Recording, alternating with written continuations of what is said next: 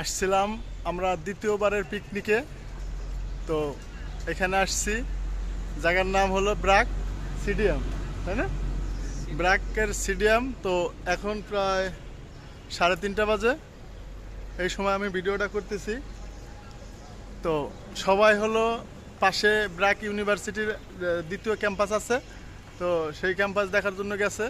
আমি আগের বারে আইসে ওটা দেখছিলাম, এই জন্য আর যাইনি। সেই ফাঁকে আমি এই ভিডিওটা করতেছি, ঠিক আছে? দেখেন, অনেক সুন্দর মনোরম পরিবেশ। গাড়িগুলো এখান থেকে কীভাবে রাখছে। তারপরে এখানে আর একটা বিল্ডিং আছে, ও যেটা দেখেন এই পিছনে পিছনে ছোট একটা মিনি স্টেডিয়াম, নিচে পার্কিং, ঠিক আছে? তো ভালোই লাগছে এই সময়টা আইসে।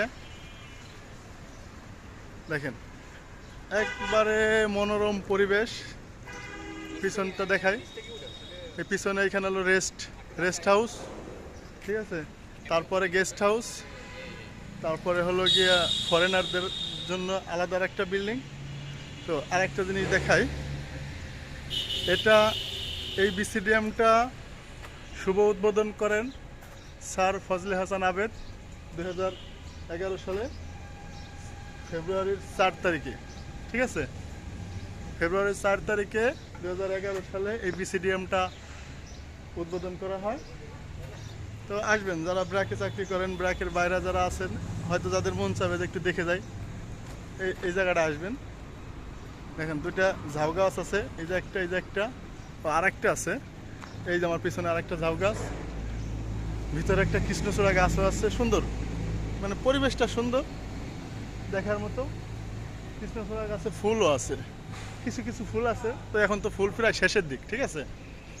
এখন ফুল প্রায় শেষের দিক।